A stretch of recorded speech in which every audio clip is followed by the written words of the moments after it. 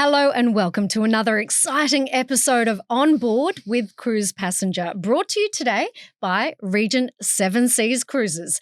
I'm Rose Kelly, your host. And I'm Peter Lynch, publisher of cruisepassenger.com.au and Cruise and Travel magazine. Today, we've got some truly stunning experiences to discuss with one of our favourite cruise lines, Regent Seven Seas. We'll be talking about an astonishing array of journeys aboard the line's fleet of vessels, which are described as the most luxurious fleet at sea. And they are truly luxurious. Art collections worth millions, specialty restaurants serving sumptuous menus of delicacies, literally thousands of shore excursions, and in some of the most desirable cities on earth. And the really remarkable thing, Peter, all of these things are included. Yes, Wi-Fi, gratuities, 24-hour room service, cocktails, wine. What more do you want, okay? Well, sounding good so far. Sounds like heaven to me.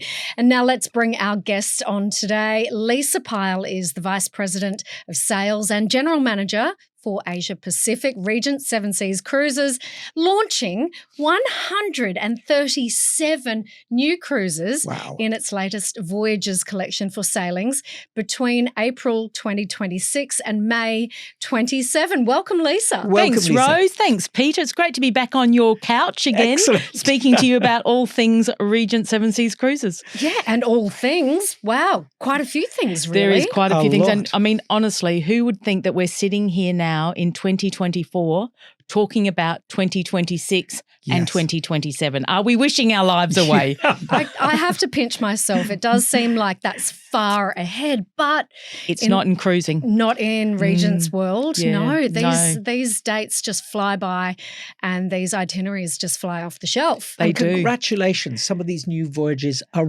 really fantastic and certainly worth waiting for until 2026. They span just about every place on the planet. But before we talk about them, interesting that we're already talking about such a distant time, 2027. Is this really a sign of how far out Australians are now booking? Yeah, Peter, I think they've always had that trend, but their appetite has become more ferocious, to be honest. And I think that's because we've got more and more Australians cruising. Yep. I mean, Australia has the highest cruise penetration per capita than anywhere in the world. And we're very proud of that. And we are very proud of it. I mean, yeah. I think the tyranny of distance has always meant that we're very, very good travellers. But we have discovered cruising and we have discovered luxury cruising. So yes, whilst 2027 sounds a long way off, if you want to get the sailing of your choice in the suite of your choice, then you have to book now for 26 and 27. And it is Absolutely. that exactly. We have a hunger for it. Once you've tasted luxury cruising, it's impossible to go back. Correct. You have to really get that into your blood. And as you've said, do. There are a few available. Are there really still any suites available for the journeys coming up? There are. I mean, we still have availability definitely in 25 and really still at the end of 2024, but it just depends how picky you are. And, you're talking about Australians and having that, ferocity to travel. We've become quite a sophisticated traveller. And if you had said to me 15, 20 years ago, we'd spoken about travelling, we weren't a sophisticated traveller. We are now. And we really understand luxury. We really understand value. We really appreciate service, good quality food.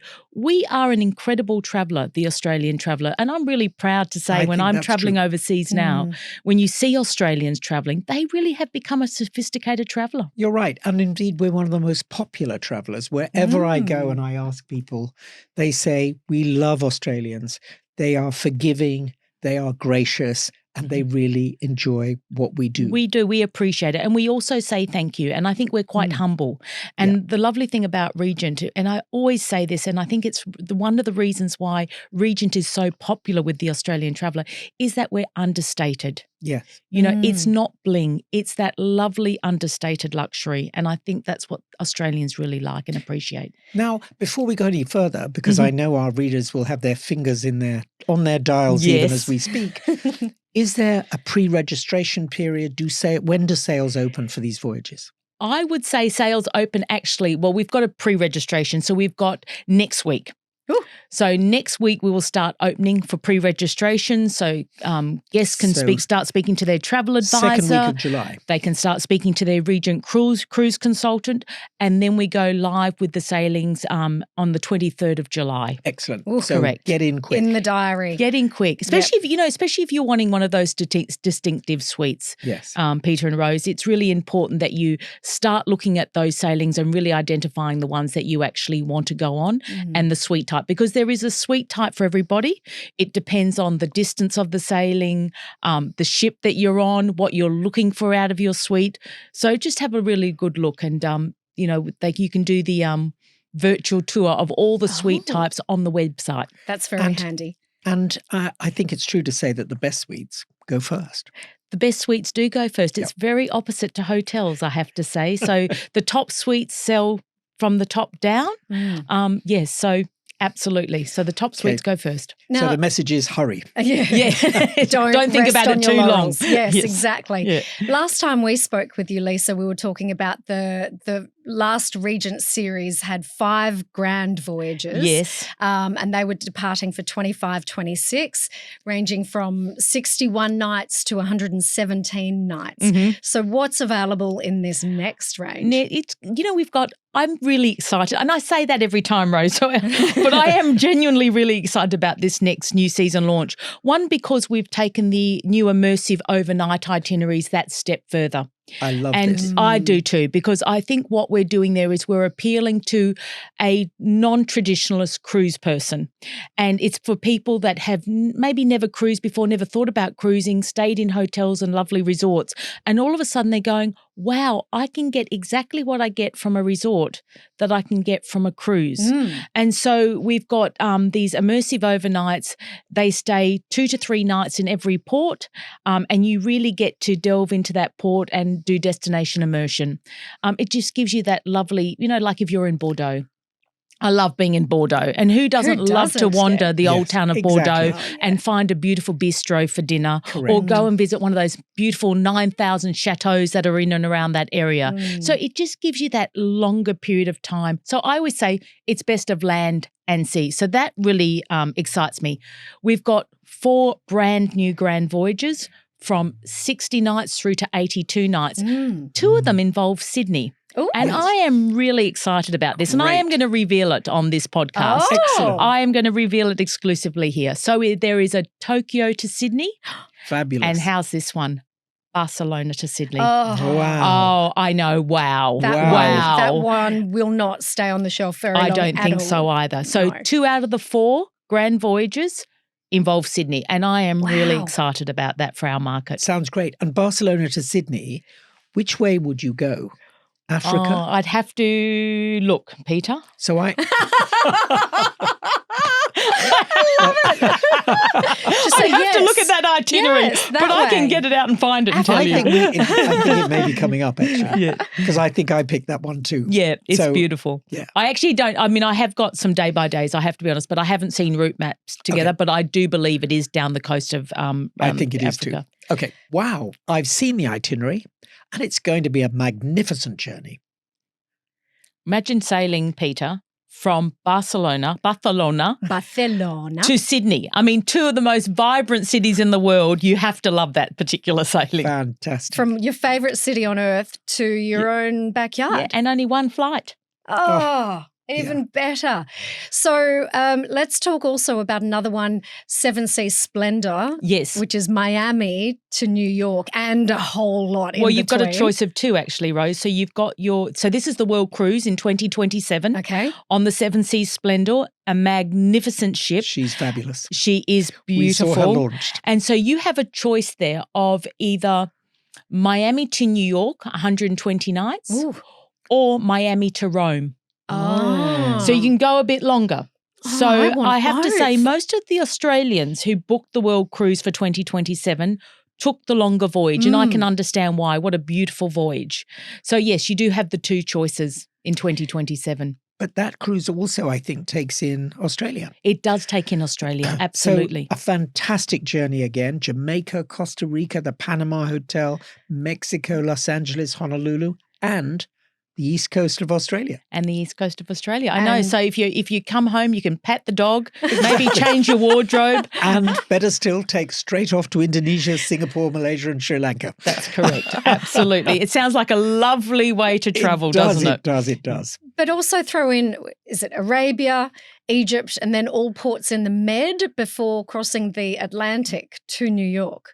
So to New York, and then you come back, though. You're going New York and then back to Rome. I'm just wondering, is there any destination on Earth that's not covered? In that particular sailing, Antarctica. Okay. Antarctica and the Arctic. But other than that, no, it's pretty well done, actually. It's a beautiful sailing, that particular. It was really exciting for us, even though it came down to Australia.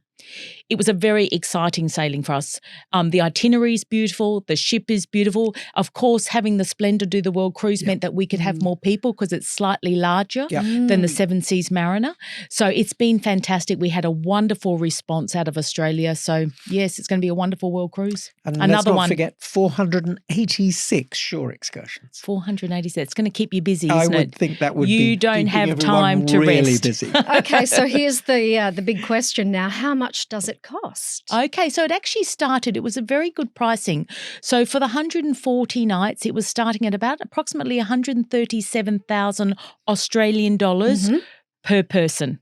So you divide that. You divide that by 140. It's just under $1,000 per person per day, which is that's 1,000 Australian dollars. Yes. So that's incredible value. If you then think you're traveling the world, it's all your inclusions, or your laundry, or your Wi-Fi, or your shore excursions, or your beverages, or your food. You also have medical facilities on board. There's also these magnificent shoreside experiences that they host in certain places around the world. Wow. You also get a wonderful shipboard credit. I'm not too sure what you're using it for, but you could use it for the spa treatments, I must say. But honestly, it is such a lovely way to travel. And for a lot of people, it's actually a trip of a lifetime. We have people that go on it every year, and then we have others that go, we've saved our life to do something special like this. I love those. But don't forget, you're also being transported. You I think are a lot being of people transported. forget that the transportation, actually travelling between all of those countries, would cost you an enormous amount.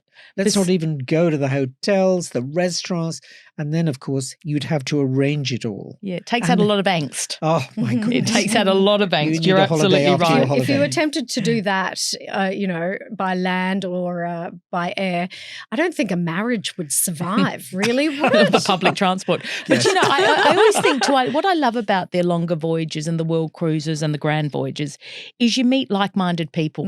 Yes. So I always find, because you make lifelong friends. Absolutely. You're on board with these people for 60, 80, 120, 140 days. You make some wonderful friends. Absolutely. And true. that's passengers and crew. Correct. That you form a real Absolutely. bond with. You really. do form a real bond. Now let's talk about the Med, which is one of the most popular areas. Yes. Australians love the Med. Next to New Zealand, it's their favourite foreign destination. I think you've got 43 cruises in the Med. We do. We've got a lot of new cruises coming up, but also we've got these immersive overnights, and there's 4 Mediterranean voyages that are involved in those immersive overnights. Great. And they have, and then we've got 4 in Northern Europe as well. And, Peter and Rose, last year I took my mother back to Norway. Oh. And it was absolutely magnificent. So when I say to your listeners, when you're thinking of Europe, don't just think of the Mediterranean because Northern Europe is so beautiful. I mean, Stockholm is one of the most elegant cities that I've ever had the good fortune of visiting, and, is in an archipelago of islands, over 30,000 islands that make up Sweden. Wow, is that right? Correct. And then you look at somewhere like Norway, and the only real way to see Norway is by ship. Yes. Because it's a land of ports. Of course. And then you've got beautiful Denmark where you can call in and see Queen Mary. So, you've got so many beautiful options also in Northern Europe. So really don't dismiss Northern Europe because it is a very special part of the world. And of course, you avoid the crowds. And you avoid the crowds. That's exactly right. It really is very special. But look, the Mediterranean is always very, very popular, especially with those that are cruising for the very first time. Yeah.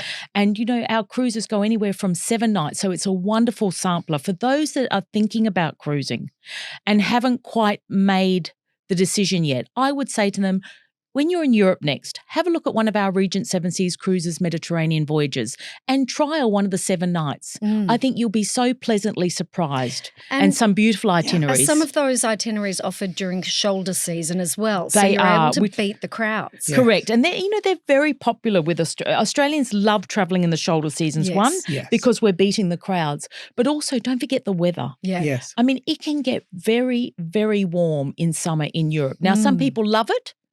I personally love the shoulder seasons because, I've travelled Rome to Lisbon before, where I left Rome on the 18th of November. I had the most magnificent weather. Yes. Sunny days, slightly cooler nights. There were no crowds. The baristas were even happy. I mean, it was a that's win-win saying for everybody. something. I so agree. And I tried desperately to sail in April in Europe. I think it's a lovely time. I've been so lucky. The weather's perfect. And everybody's so pleased to see you. Yeah, very pleased to see you. There's a sailing that I particularly like that I pulled out. I hope you don't mind, Of Peter and course. Rose. I pulled out some of my favourites. And I had the good fortune last year when we launched the Seven Seas Grandeur of sailing from Rome to Trieste. And Trieste is a beautiful port and It only is. an hour and a half outside of Venice. And I thought this was a beautiful port. You can see the beautiful buildings. It was the home of Generali Insurance Company, so there's been a lot of money there with shipping. It only population of 230,000, pristine waters of the Mediterranean and the Serbian mountains in the back. Oh, And you're only Fantastic. an hour and a half driving to Venice. and it's a beautiful drive too. Beautiful drive, but very beautiful port. And I wish I could have spent more time in Trieste. But there's one sailing that I love, and it's Trieste to Athens, and it's a 17-night voyage on the Voyager, which is actually departing on the 10th of November in 2026. Right. So absolutely perfect. So it's one of those shoulder season sailings that it's a lovely time of year to be in that part of the world. I think any time of the year is a great time of the year to be in that part of the world, just personally. Yes, I agree with you, but I think off-season is definitely special. Yeah, it's a beautiful one. And another one that I really love too, which is on the brand new Seven Seas Grandeur, is Lisbon to Valletta in Malta. And I thought that was a lovely sailing, especially because that can get quite warm around that area. And this one is an 11-night sailing that departs on the 9th of October in 2026. So you can see there's a lot of beautiful sailings in those shoulder seasons. Yes. And don't forget, there's really good airfares that come out. We launched recently Early Bird Europe for the months of July and August. Yep. Now, Early Bird Europe meaning Early Bird for 25, Yep. because this is when the airlines start bringing out those Early Bird special airfares. Great. And it's a really, for your listeners, it's really important that they keep their eyes and ears open for those early birds, because then you can start planning. Yep. But make sure you got your cruise booked and then book your ticket. Yes, very good advice. In that order. I love Yes. it. So one of my favourites is called the mythical Sojourn, Istanbul to Alexandria. Oh, I've got aboard that the here. lovely Exotic. Seven Seas Navigator. Yes. Takes in Istanbul, of course, which is one of my all-time favourites, but also Athens, Rhodes and Alexandria, filled with history and culture.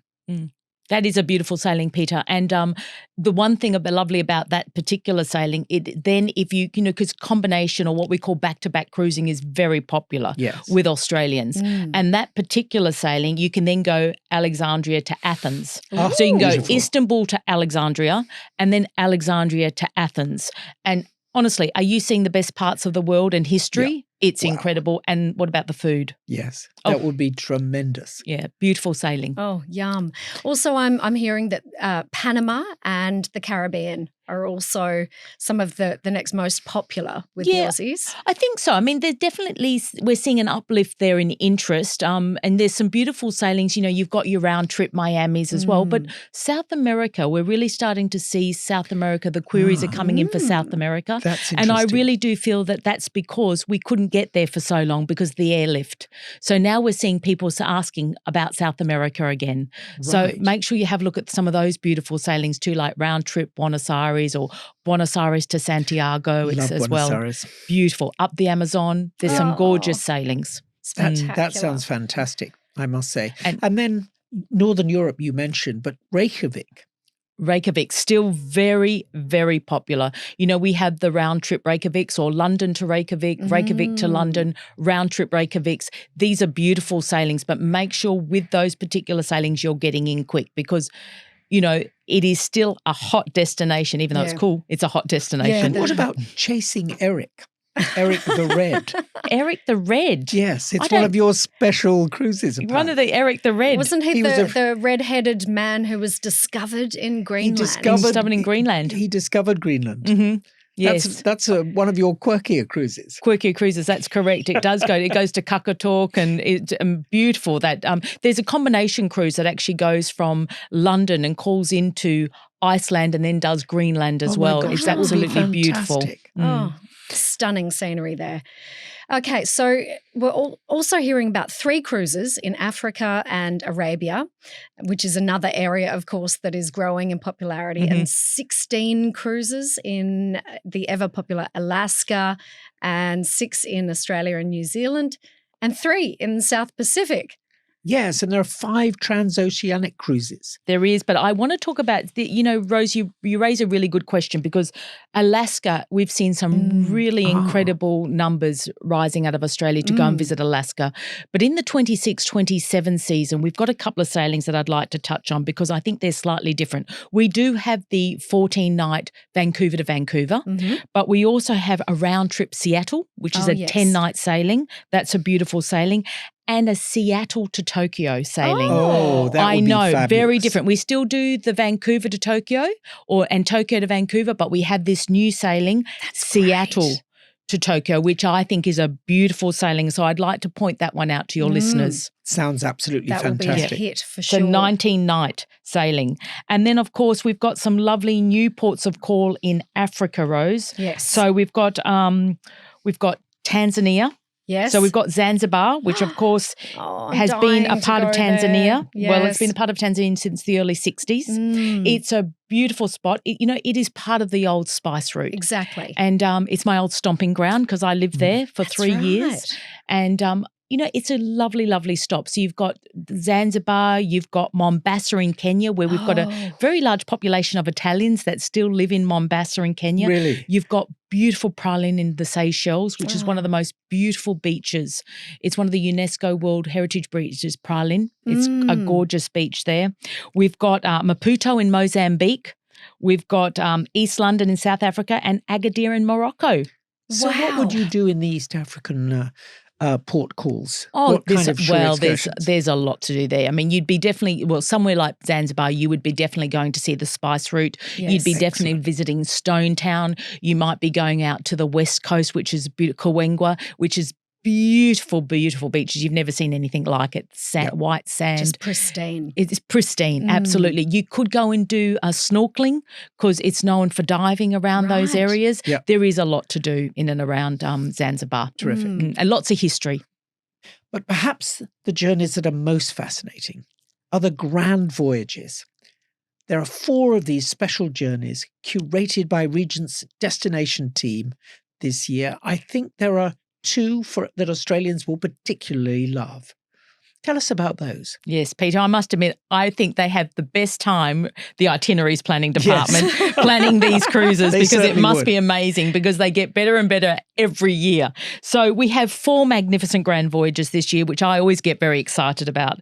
We've got the Grand Arctic Adventure, which is New York to Barcelona, and that departs at the end of June in 2026. That's 81 nights. That is truly a magnificent sailing. Now, you mentioned the Arctic there. Right? Yes, absolutely. So, Lisa, you go via the Arctic. You do go via the Arctic. You would hope so with that name. It is absolutely. Yes. You would indeed. It is called the Grand Arctic Adventure. It is an absolutely magnificent sailing. You would take in so much. You take in so much. And also it's one of those bucket list sailings because you're cruising out of New York. And if anyone has ever cruised out of New York Harbour, it is something.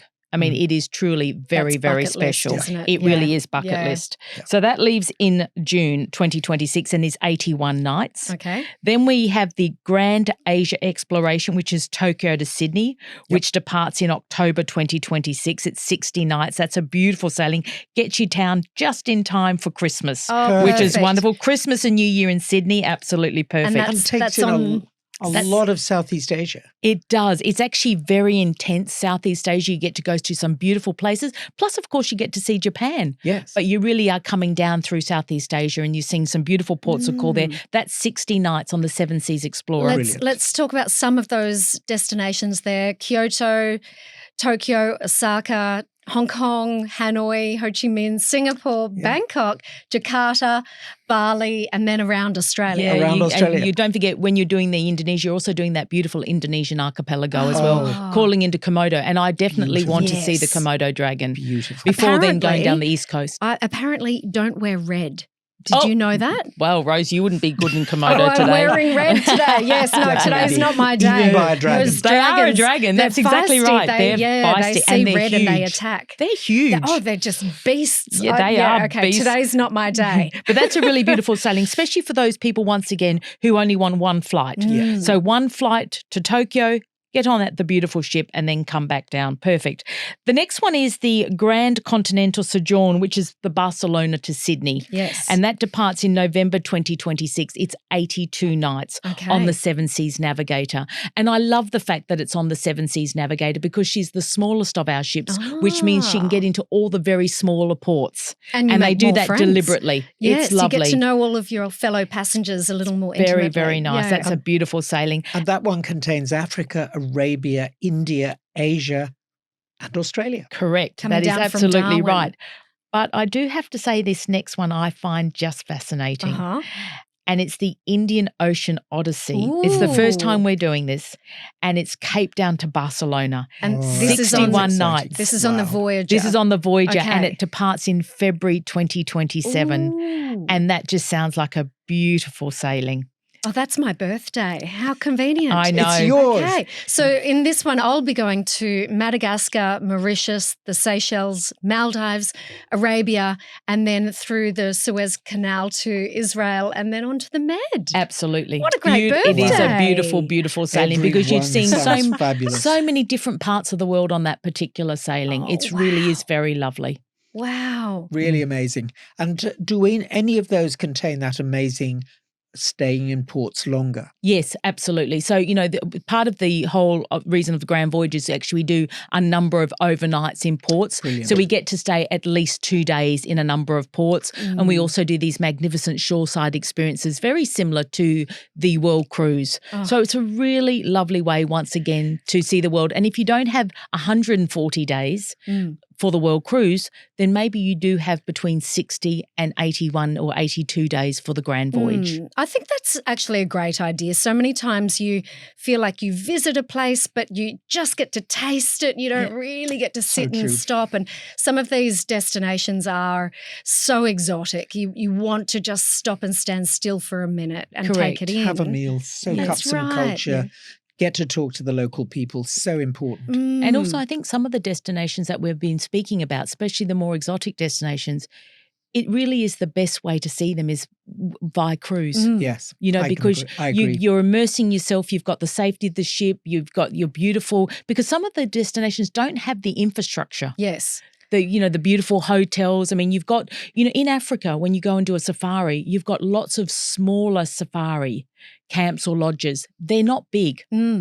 So I think the fact that you've got your accommodation, your beautiful all-suite accommodation, but yet you can go and discover the likes of Zanzibar, the likes of Dar es Salaam, the likes of Mombasa, Praslin in the Seychelles, absolutely beautiful. And of course, you unpack only once. And you unpack only once. And you return back to the Absolutely luxury of your own ship at the end of the day. And speaking of which brings us to these magnificent vessels, let's have world's most luxurious. Give us a description. What can you expect on board for these long journeys? Do you know they are floating magnificent hotels? Yes. They are truly floating magnificent hotels. And, I have to put my former luxury hotelier hat on and I can tell you they are absolutely beautiful. And the suite sizes, your smallest suite on one of our ships, on any one of our ships, is 28 square metres. Whoa. Wow. Okay, that's larger than a studio apartment in Sydney. Absolutely. And it goes through to 413 square metres, which is the opulent Regent Suite, I should say. So that's the smallest, and then the largest is how I big? see what you're saying. You mean it's the same size as the bridge on the Yes, so ship? the Regent Suite is the same footprint Yes. as the bridge on the ship. It is Whoa. truly 'Cause it's on absolutely top of it. beautiful. That's correct. That's yes. amazing. And I've been in those suites. They're beautiful, aren't they? They are fantastic. They I are mean, beautiful. The bathroom, the one I went into, I think had gold leaf It on has the a taps. spa. Oh It has my its own goodness. Has its own in-suite spa, and you don't need to go to the spa You do because not. the spa comes to you That's to give right. you your treatments. Correct, Peter. Of You're course. all over this. I'm completely over it. There is a specially designed piano in the living room. Yes. Your own private bar, which of course is filled every day. So don't forget the with the Grandeur drinks you Suite. The want. Grandeur Regent Suite doesn't have the piano, but we have the sunroom. Yes. Yes. So, they're slightly different between the Explorer. The Explorer and the Splendor, the Regent Suite is fairly similar. Yeah. And then the Grandeur, we took out the piano and we actually put in a magnificent sunroom. Excellent So, idea. it's You can slightly have the different. piano, The Peter. pianist. I'll take the sunroom. But I do want to Among us say, will be I think, upset, but- I think it's really important for your listeners to understand that the suites are all very beautiful. It doesn't matter whether you've got a deluxe veranda suite or the Regent Suite. They are absolutely stunning. It's the best and of the best. just make sure that you choose the suite type that is right for you. I agree. And it's really important. And the thing to remember is that the surroundings on the ship are also part of the journey and are really fantastic. You're absolutely right. I mean, we talk about a lot of the destinations, but sometimes we don't discuss our ships being destinations in themselves, and they truly are absolutely beautiful. A good example. I can still remember doing the art tour Yes. Oh, yes. on the Grandeur, Yes. which was really Did you do that with splendid. your app? I did you do it that with the app. Yes, Where fantastic. the artists themselves had recorded special videos to tell you why they created that particular piece, Correct. which really gave you the story of it. Yes. The 40-meter tapestry with special precious stones sewn into it. Yes. Really amazing. And of course, just general beautiful paintings Yeah, and that have been sculpture. collected. You And know, sculptures. I mean, I must, we talk about the artwork and, throughout the entire ships, no matter which ship you're on, whether it be the Navigator or the Grandeur, you've got beautiful glassware. You've got the most magnificent chandeliers. You've got Yes. sculpture. You've got art. The piece de resistance, of course, on Grandeur is the Fabergé egg, which was Yes. commissioned especially for Regent. So there is something there for everybody. It is really beautiful to go around and do your own art tour. Now, you've mentioned the beautiful setting and the decor, but a lot of people are very keen on the dining. Oh, yes. Dining. So We let's- love our food. Let's talk about this, Yes. particularly the specialty dining that's on offer. Yes. So we have a number of restaurants, and depending on the ships, the Explorer class ships, which is Explorer, Splendor and Grandeur, have an extra restaurant than the Navigator and the Voyager and the Mariner. But the dining, you can look. All your food is included, whether you want to dine in your suite or whether you want to take yourself off to a restaurant. So I've got some favourites. I know you're not supposed to have favourites. You're allowed to. But yes, I do have favourites. So I think Prime 7. I Yes. love a beautiful steak, but I also love seafood. And the menu is absolutely superb. I also love Pacific Rim because I love Asian cuisine. The I think that Rim's is absolutely my favourite beautiful. too. Yes. Is that your favourite, Peter? Absolutely. Yeah. I do like the miso French. cod, Oh, delicious. miso cod is beautiful. And also the lobster. Oh, yes. Oh, absolutely Oh, beautiful. Guys, I need to spend we're more gone. time on board I know. so I can speak personally I must say, about the Italian menu. food is not normally my favourite food, but the recipes and the food that we serve in Setamati, our Italian restaurant, Yes. is absolutely stunning. I do have a favourite lunchtime meal, and I'll share it with your listeners because they can ask for it when they're on board. Ooh. So when you go at lunchtime, I love sitting by the pool deck because I just think it's such a beautiful place to sit. It is. I always have the same lunch every time I'm on board. Lobster nachos. Lobster nachos with a glass of champagne. Oh, my gosh. Oh my gosh. And I can do that for days. Days on end I must have say the that. same lunch. That's your relaxed luxury that you were speaking about earlier. Absolutely love it. It is the right size. It's a beautiful lunch. And then I can look forward to where I'm going to go for dinner. I agree. And then we haven't touched on Compass Rose, which is I the was largest just- speciality restaurant at sea. I was going to come to the Compass Rose, particularly how the Compass Rose is So well designed. And on the Grandeur, I think it is a masterpiece. It is a masterpiece with those beautiful lights. It looks like a canopy. It looks like you're under a canopy of, beautiful lights. It's stunning. I remember I interviewed the designer. Yes. And I can remember him saying he came up with that design and he had to ring the company and say, I have come up with a special idea, but I don't think you'll want to pay the money for it. Mm-hmm. And he was just told, blow the budget. Oh, it is absolutely. It is so beautiful. When you go in, you understand why they said that, because it's breathtaking. It is breathtaking. Is a great way to describe it, and one of a kind. Absolutely fantastic. And then there is the food in Compass Rose, served, of course, on Versace plates. Oh yes, as we you all do. know those. But the menus there are really terrific. Yeah, they change every night. Yeah, so one side of the menu changes daily depending on the region, so it will take in the local food of the region, and one side stays the same. So it's one of those restaurants where you can actually build your own menu. Yeah. So for a lot of people, as a female, we love to have grilled fish, vegetables. Sometimes that's all we want. Yes. Something light, and we can have that in Compass Rose. You don't have to have all the sauces. So, but there is something. If you went to Setamari the night before and you loved the lobster tagliatelle, you can actually have that. Oh, is that right? In Setamari, absolutely. Yeah. If you're deciding to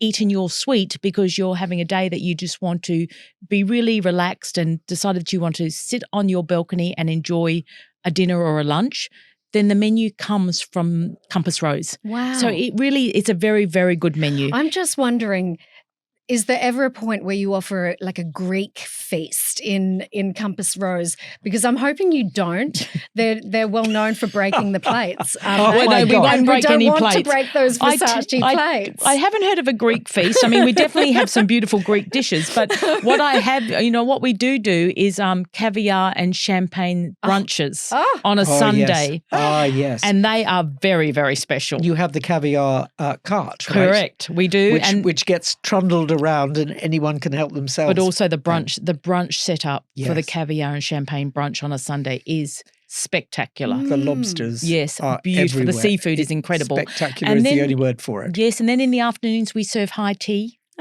So there's something, really is something for everybody, there's the coffee gym connection. On board, isn't there, There Lisa? is a fantastic fitness centre on board. I must admit. Just checking. Okay, well, they do certainly sound like exquisite ships.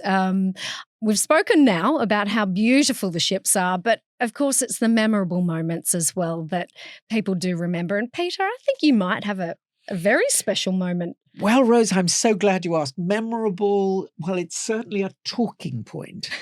So one of the most amazing things I think they do in the Caribbean, and we did when we were on the Grandeur, was swimming with pigs. Oh, wow. Okay. See? I have not done that. I want to do that. I must say it is an unforgettable experience. Yes. So just imagine you're taken to a beautiful beach. Yes. There is a long explanation of what pigs like. and there are no pigs, by the way. So you're standing there saying, is this a joke? Will there really be pigs? And then they bring out fruit baskets. Lots and lots of fruit baskets. Yes. Fruits on sticks. Not for the passengers. Long sticks. And we are made to stand in a circle. Yes. On the beach, or in the water. And then these two gates open and 25 porkers arrive. No. They love swimming, so they come straight out. So pigs don't fly, they actually They swim and they come straight out into the circle. And of course, we're all feeding them and they bring their piglets with them. Oh, which my is goodness. Delightful. What a frenzy. It is so amazing. That is just, so they run around the that's really circle. quite random, isn't it? It is completely bizarre. And then at the end, so everyone's got a keepsake, we're all allowed to cuddle one of the piglets and have our picture taken. Oh, my goodness. That's one quite the for most the family bizarre album. shore excursion I've ever done. But you know what? You're still talking about it. Of course I have. That is absolutely incredible. There you go. I think people love the different shore excursions, whether, there is a shore excursion for everyone, no matter what your interest is, whether it's something random like swimming with the pigs, whether it be art, whether it be architecture, whether it be eco-design tours, whether it be, our Go Local tours where you actually go and visit a family. There really is something for everybody. And I was speaking to one of our guests recently who did the west coast of Africa sailing from Barcelona down to Cape Town. Yeah.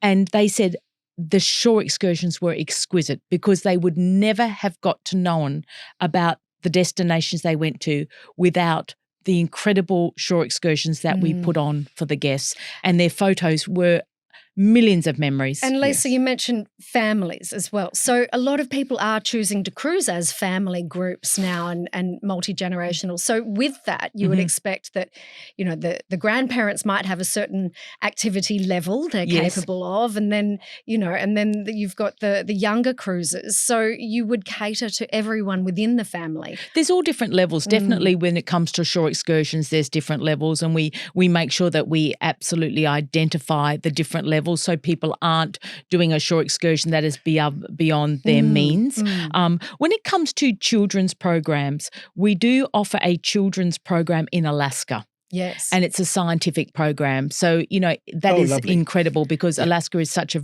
very special place.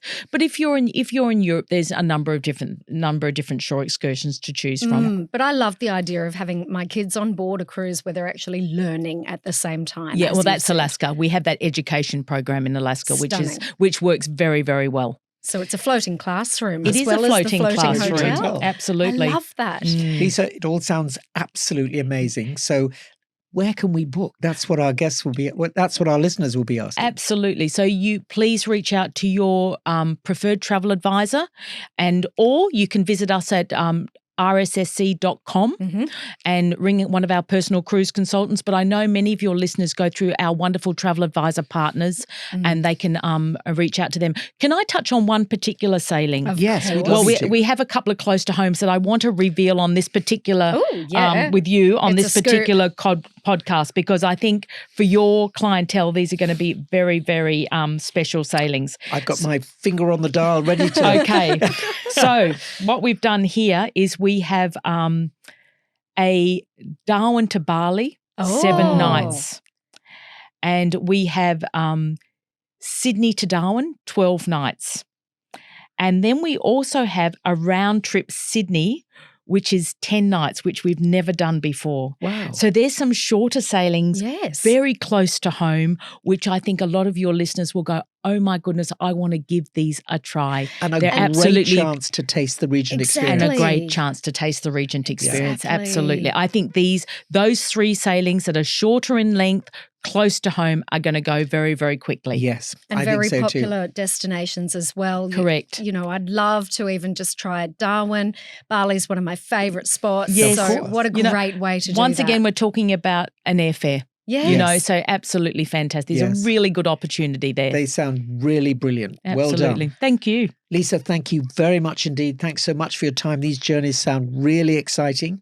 So our listeners had better get themselves to their travel agent. Yeah, well, thanks, Peter. Thanks, Rose. Once again, it's been absolutely wonderful to come on board here and speak to you about all things Regent. And we are genuinely very excited about this new season launch. So many beautiful sailings, and I really do hope that your listeners reach out. But please make sure, if your travel advisor or your cruise consultant says to you, think about it, but don't think too long. They're not trying to do a hard sell. They just want to ensure that you get the suite and the sailing of your choice. Excellent. Absolutely. Spot on. And you can look for more on Regent Seven Seas Cruises at cruisepassenger.com.au and sign up for our weekly newsletter to keep in touch with the world of cruising.